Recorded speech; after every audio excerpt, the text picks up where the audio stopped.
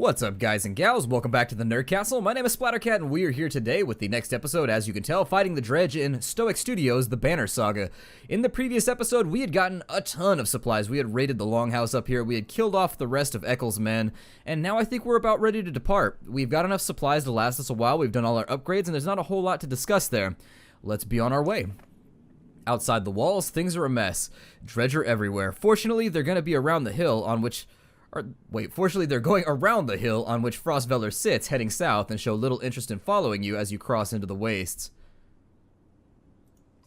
You're finally free of Frostveller, but find yourself facing new problems. You hope that whoever Ivor knows at Wormtoe is willing to help. Yeah, I do hope that. There was a dialogue option that just popped up right there, and I'm not entirely sure what it was. So we're back with our red banner group. We've been running with the yellow banner group for a while. So glad that we got more supplies. One of my big concerns that I had run into was that we only had like 3 days worth of supplies, and I was getting really worried that I was going to have to spend all of our renown on supplies just to get by. Luckily that wasn't the case, and we managed to raid, I think, 140. Not bad at all. This group's a little small though. Some clansmen have discovered a large patch of wild fruit. When you approach, you see some people have begun to sample them. A mother frets about whether they're safe after overhearing one of the children say that it tastes funny. Others start gathering by the basketful. Let's observe someone who already ate some. After a short time, you note the slurred speech of a young man partaking of the fruit. Besides a little drunk, he seems perfectly fine. We've got enough supplies. Let's discourage people. Many clansmen follow your lead while others continue eating and collecting. Later that day, a few fruit-stained peasants stumble around with drunken grins. Apparently the fruit was fermented, not poisonous. Still, I want everybody on their A game. We got 5 supplies. I mean, we probably could have done a little bit better right there, but I don't trust anything at this point. I'm paranoid. As a geologist, I spend a lot of time out in the wild, and if you don't know what it is, you don't eat it. That's just the rule of the road when it comes to survivalism. The caravan is buzzing with worry. In the distance, someone has spotted a large number of dark figures following you.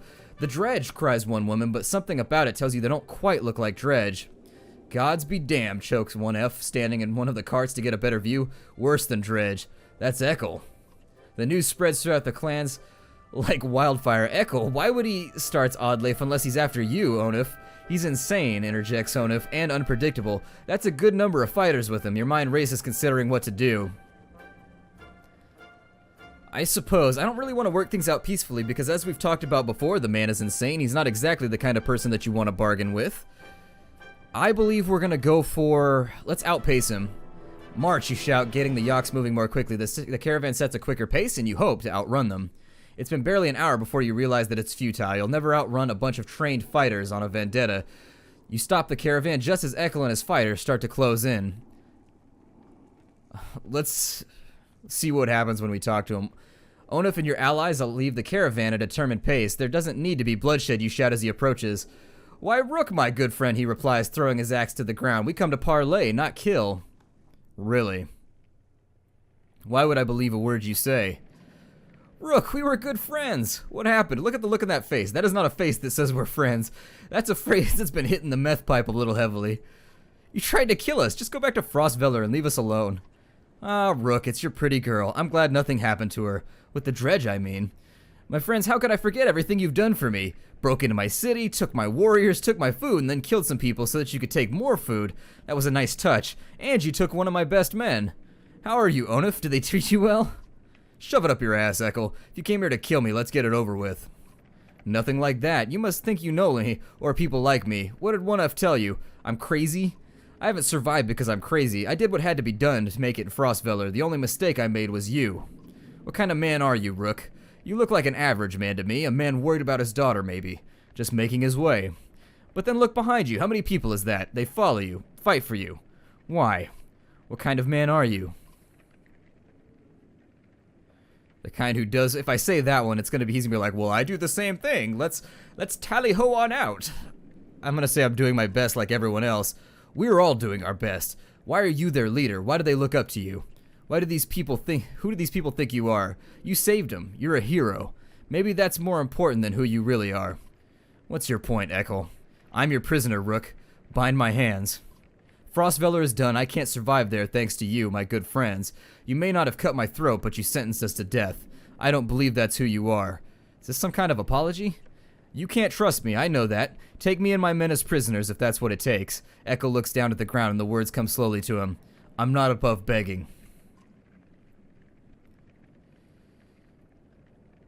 God, we could use more men. We really could use more fighters, because right now our force is looking a little bit weak. We've only got 140 men.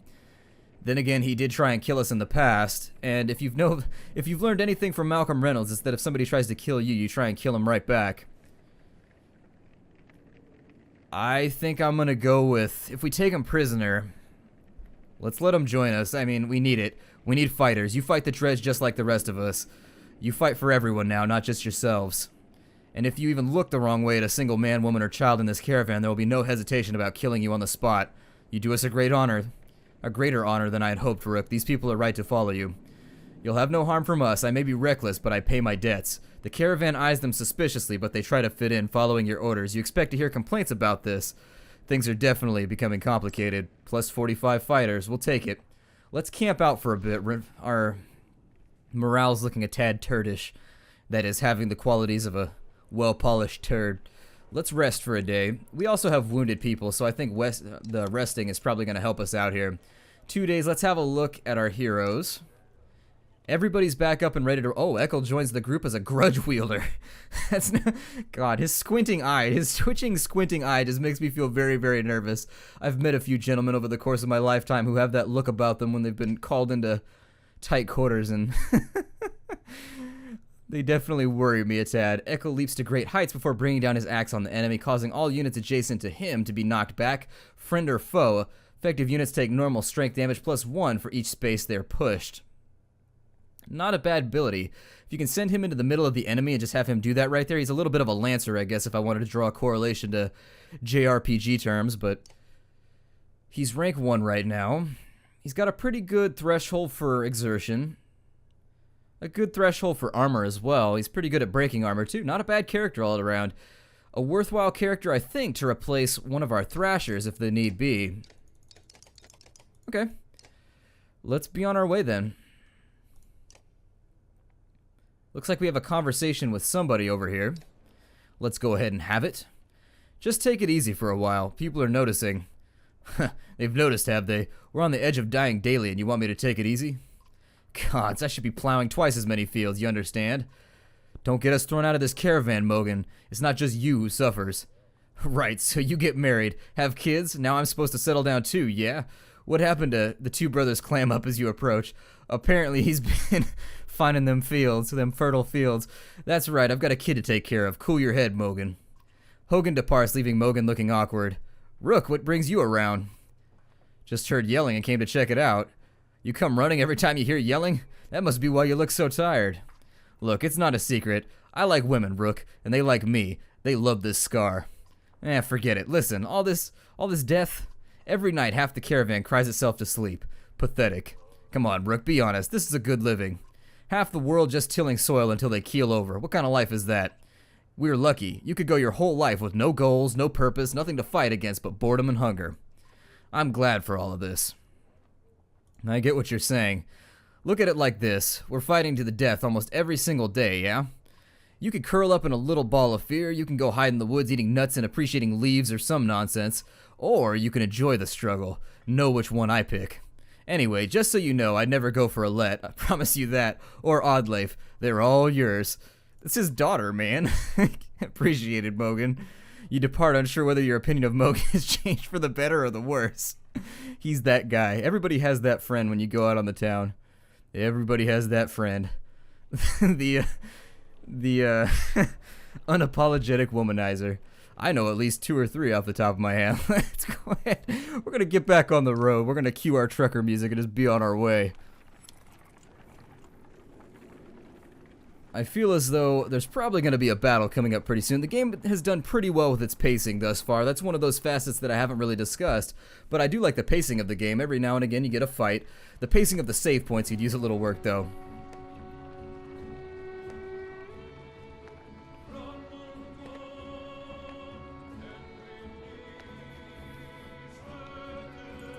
You find a surprising number of people camped out at the Godstone. Looks like they're all here to see the fight. Let's go ahead and They've been here quite a while, ever since the sun dropped. Or since the sun stopped. That's the problem, is it hasn't been dropping. Apparently they think Radomir, the sun god, has come back, and they're worshipping him despite the bleak environment.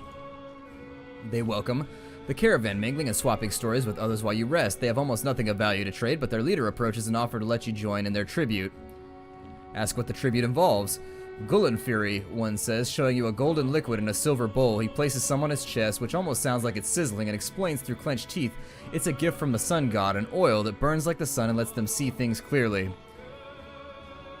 I don't really, whenever somebody approaches me with a bowl full of yellow liquid, I've been through college, I've lived in a dorm, and I know exactly what that entails, so no, I don't think I'm gonna rub any yellow fluids on myself. I'm gonna decline and move on. You make your excuses and are soon back on the road, somewhat relieved that the worshippers showed no interest in joining you. Yep, no golden showers for this party right now. None for us.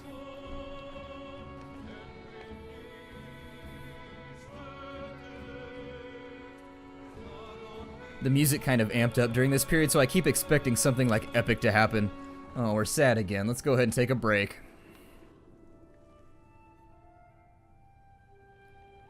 Everybody appears to be bummed out on a regular basis here. Let's go ahead and bypass a day and then we'll get back on the road. They're probably just going to get bummed out one more time, but you know, you gotta do what you gotta do in this case. We gotta find ourselves another battle so that we can buy more supplies. Supplies are dwindling as we speak, so I really do feel like it's gonna be in our best interest to be a little bit of a taskmaster here. Just keep the whips about the backs. Several people have noticed black vultures circling above the caravan, taking advantage of the light snowfall. They pose no threat, but they have a visible impact on the mood of your clansmen. The next time you look back, Oddleif is firing arrows into the air, which nearly tagged the birds once or twice. Get lost. No dead down here, she shouts to nobody in particular. I'm gonna join her in shooting. First person to knock one out of the sky gets their wish granted, you announce. Several of the caravan give it a try, including Alette, enjoying the sport and turning around morale. It's no big surprise when one of Oddleif's blue-feathered arrows brings down a bird. You know, says Oddleif, scanning the caravan, a lot of these women, they could do this. You can tell from the look in her eyes she's excited about the idea. I think I'm gonna start training them how to fight, she says. Yeah, definitely.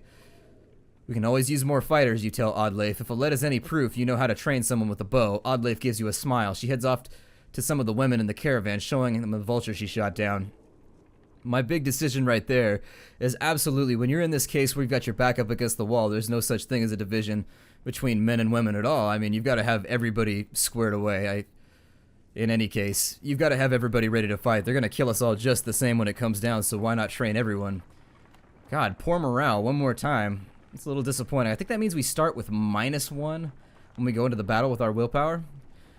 But as I was saying, you can't kind of segregate and discriminate when it comes to your battle line. A scout returns with a nearly frozen child. I almost stepped on her in the snow.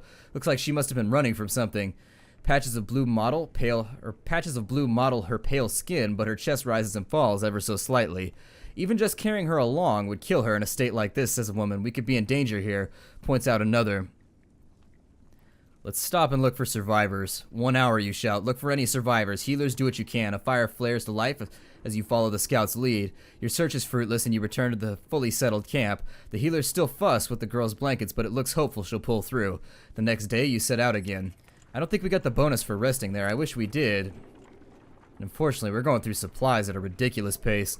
On the other side of these Badlands, we are crossing we're crossing the desert. Like, if you ever looked at American history or Western history, as you were crossing, there was kind of a nasty period as you crossed Nevada and so forth, where you hit like this endless desert where it really kind of wheedled people out, and then you had a mountain range right after that. The Sierra Nevadas tended to kill off a lot of people. I think we're sort of in that situation right now. We're about to hit Wormtoe, so it should work out. The caravan consists of more clansmen than you ever expected. Accusation of stolen chickens, missing heirlooms, and concerns over daughters' virtues are the sorts of things you hear relentlessly. Even fighters complain of spreading too thin to protect everyone. I suppose we'll form a council. You select a few older members to solve everyday issues, but infighting neuters their progress. Other members feel they could do a better job. Ultimately, while it buys you some time, the council dissolves, tired of the thankless and demanding work. Yep, holding them balloons together. They have that tendency to float away once your arm gets tired. Wormtoe was never the kind of place someone would build a town. Fittingly, the Var living here aren't known for welcoming visitors with open arms.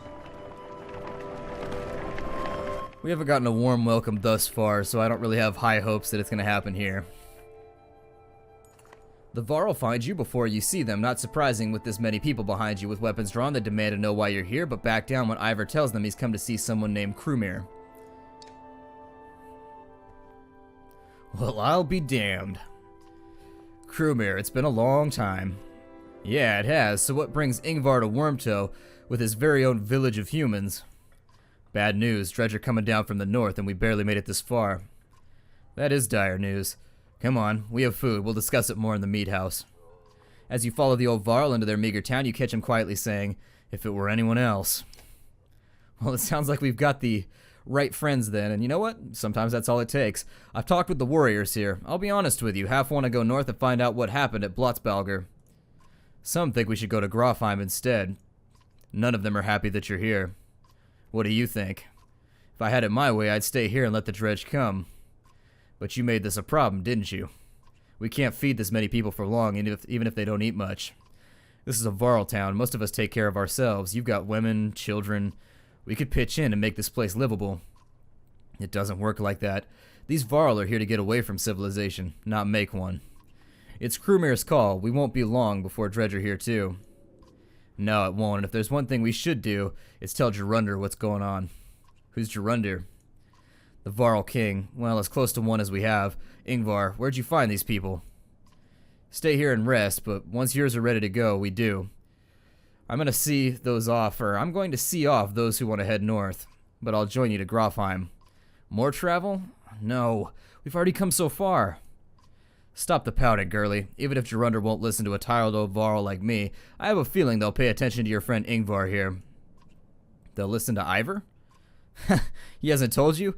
Yeah, of course he hasn't. Do what you need to, but don't be long. He's probably some ridiculous Varl hero. He probably beat 50 dredge to death with the dead body of another dredge. You can never tell in these cases. Got a conversation over there. Let's have a look at the market.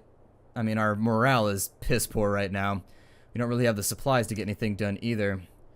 We get 4 supplies for each go. So I'm going to spend everything we have on supplies for now just to give us a couple more days worth of supply. You gotta get what you gotta get where you can get it. And then we'll go and talk to whatever this guy's name was. Krumir. There we are. Can you spare a moment? Mostly no, but I'll try. I never had a moment to thank you for your hospitality. Consider it done then. So who is Ingvar? I'm not surprised he never told you. I'm just surprised he could stand being around anyone at all. Your friend was one of us a long time ago. I mean, the dredge bashing type. He was called Ingvar then. And if you want to know why he changed his name, you better ask him yourself. I'm too old to peddle and gossip. I bet you have some incredible stories. I might. Or I could be one of the most boring Var you've ever met. Depends on how much you like killing dredge. Ask me again someday, and I might tell you about the time we filled a dead yox with whale teeth. And why. How did you get all these Varl to follow you? Respect, young one. After the Second Great War, wasn't much left for me to do, so I started training other Varl to fight. Got tired of that, so I made a place here in Wormtoe. They still come calling, even with no wars to speak of. Seems like that might be changing, though, don't it? Any wisdom on fighting dredge? Depends how much you know. They're all armor. Tap 'em hard enough, though, and it'll shatter. Line up a whole row of slag, and they'll explode on each other all the way down. You get in a big brawl, half your time is spent setting them up for it. And if you can see one bang his axe like a tuning fork, try to kill him quick. Sometimes the slag he's calling won't even show up. Well, I'll leave you to your business. I suppose you should. Take care, friend of Ingvar. I like that name. That's a new nickname for us. Friend o' Ingvar. Well, we've got a little bit of time left on our hands, so I suppose we'll rest a day, using some of those extra supplies. It looks like our morale is just going to stay low. I'm not even sure what to do here to fix it. Let's be on our way. I'd rather have people in low spirits than low graves, which is what it's going to be if we run out of supplies. Grofheim's quite a few days out, but nothing's worse than crossing the wastes, I imagine. If there's anywhere you might be safe from dredge, it's there. You steel yourself for another long march, and half the town of Wormtoe joins you. 20 supplies, so that'll help out a little bit. It took us about 14 days to get here, so hopefully we'll find our way to a fight before long. I've got a little bit of time on my hands, and so we don't have to worry about save points too much. Someone's been nicking extra goods from supplies, a concerned woman tells you. Counted these myself yesterday, no mistake. This keeps up, we'll all be starving before long. Let's post a few extra guards. To deter any future theft, you discreetly place some trusted guards by the caravans. You hear a few people casually point out the extra manpower, but nobody seems to raise an alarm for now.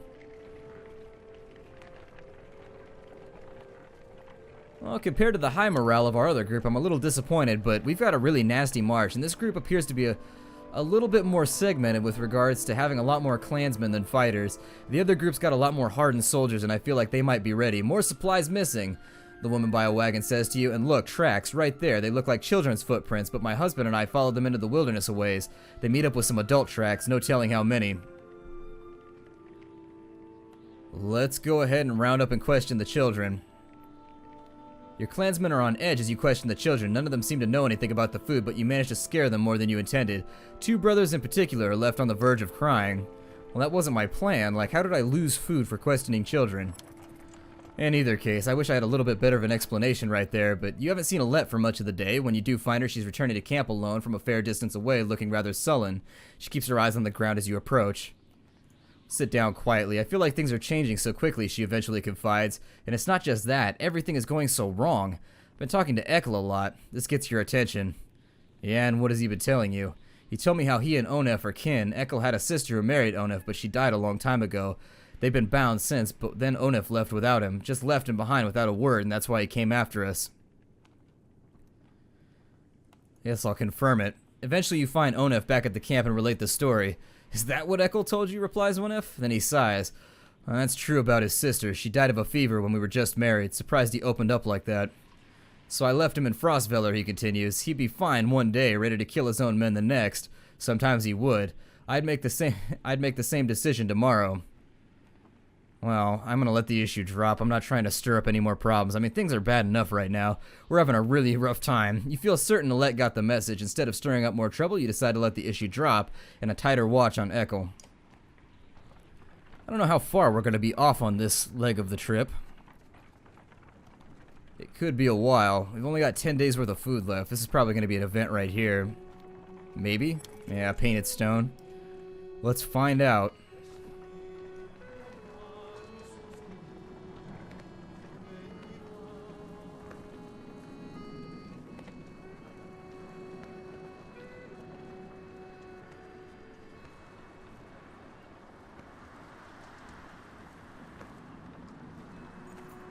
The Godstone of Merrick looms into view. Upon it carved a great ocean beast.